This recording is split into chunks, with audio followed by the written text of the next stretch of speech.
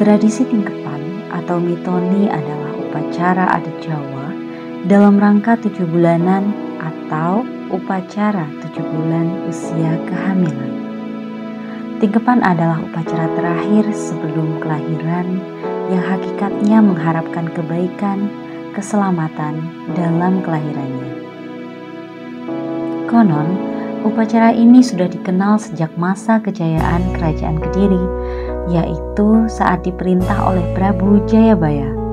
Ada seorang wanita bernama Niken Satingkep yang menikah dengan seorang punggawa Kerajaan Kediri bernama Sadio. Selama menikah, Niken sudah melahirkan 9 kali, namun tidak ada satupun janin yang bertahan hidup hingga dewasa. Keduanya lantas menghadap Prabu Jayabaya dan mengadukan nasib malam mereka. Sang Prabu lantas memberikan petunjuk agar Niken Satingkep dan Sadio melakukan mandi suci dengan menggunakan air suci dari 7 sumber.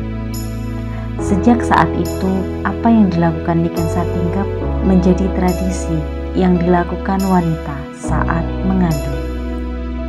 Masyarakat Jawa melaksanakan tingkepan sesuai dengan neton ibu yang sedang hamil. Ada pula yang mempercayai waktu tingkepan adalah hari Selasa atau hari Sabtu. Dalam tradisi Jawa, rangkaian upacara tingkepan ini dimulai dengan sungkeman dilanjutkan dengan siraman, yang merupakan simbol penyucian jiwa dan raga.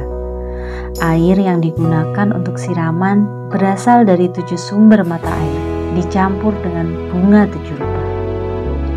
Seusai prosesi siraman, ibu hamil melaksanakan wudhu melalui kendi, dan kendi yang digunakan berwudhu dipecahkan oleh sang suami sebagai simbol selesainya prosesi siraman. Prosesi berikutnya adalah pemakaian kemben pada ibu hamil, dilanjutkan dengan pemotongan janur yang maknanya mematahkan segala bencana yang menghadang kelahiran janin.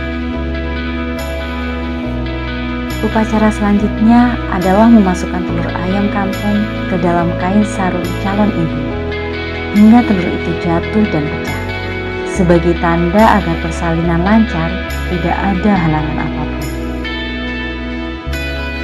Rangkaian upacara selanjutnya adalah brojolan, yaitu memasukkan sepasang kelapa gading muda yang telah digambari Kamajaya dan Dewi Rati, mempunyai makna agar kelak jika janin lahir laki-laki akan tampan dan mempunyai sifat luhur Kamajaya.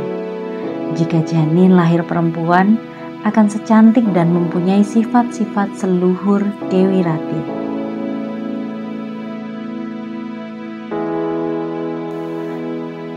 Selanjutnya calon ayah mengambil kelapa gading tersebut dan dipecahkan sebagai lambang perkiraan jenis kelamin calon bayi laki-laki atau calon bayi perempuan.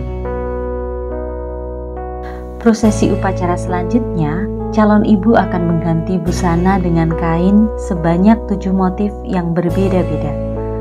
Kain yang digunakan terdapat 7 macam, dimulai dengan urutan dan makna sebagaimana berikut. Sidomukti melambangkan kebahagiaan. Sidoluhur melambangkan kemuliaan. Parangkusumo melambangkan perjuangan untuk tetap hidup. Semen Rama melambangkan agar cinta kedua orang tua yang sebentar lagi menjadi bapak ibu tetap bertahan selama-lamanya, tidak terceraikan. Udan Riris melambangkan harapan agar kehadiran anak yang akan lahir selalu menyenangkan. Cakar ayam melambangkan agar anak yang akan lahir kelak dapat mandiri dalam memenuhi kebutuhan hidupnya. Kain terakhir yang tercocok adalah kain dari bahan lurik bermotif lasem, melambangkan kain yang walaupun sederhana tapi pembuatannya sulit, membutuhkan kesabaran karena dibuatnya dari lembar per lembar benang, melambangkan kesederhanaan cinta kasih orang tua kepada anaknya. Upacara berikutnya adalah jualan rujak dan dawet oleh calon ayah dan calon ibu. Rujak yang merupakan rujak serut dibuat dari 7 macam buah-buahan. Calon ibu yang meracik sendiri bumbu rujaknya melambangkan apabila rasanya kurang enak, maka anaknya adalah laki-laki, begitu pula sebaliknya.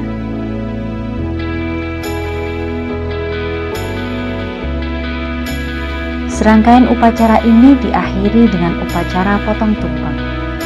Dalam tradisi Jawa, upacara mitoni juga dilengkapi dengan berbagai sajian makanan syarat akan makna. Tumpeng sebagai simbol doa yang dikirimkan untuk leluhur agar mendapatkan tempat tertinggi.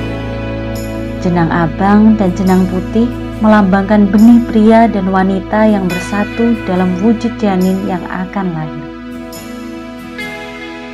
Daud mengandung makna agar janin yang dikandung mudah untuk dilahirkan.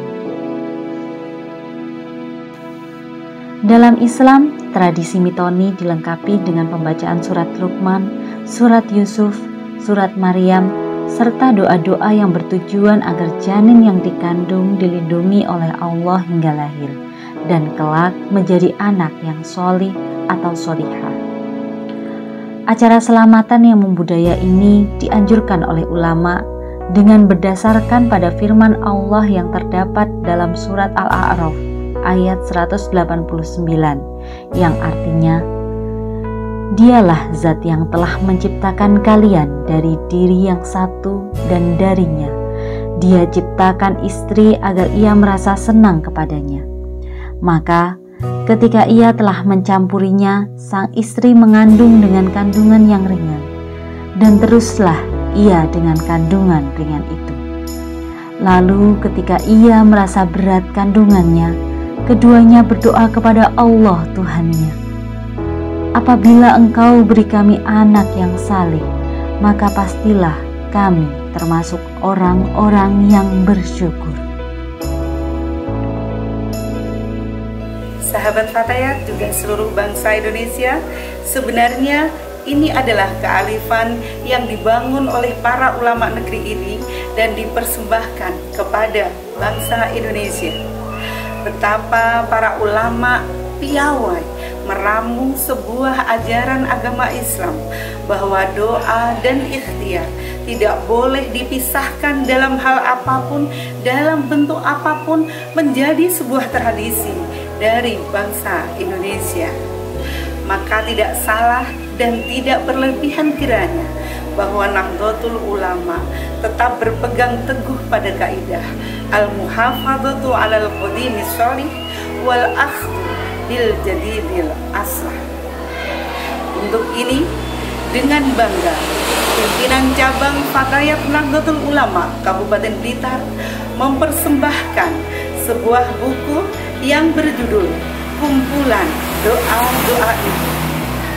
Buku ini adalah buku saku yang dipersembahkan kepada para ibu untuk diamalkan sehari-hari dalam menjalankan segala tugasnya. Salam pimpinan cabang Fatayat Nahdlatul Ulama Kabupaten Blitar. Salam mempesona.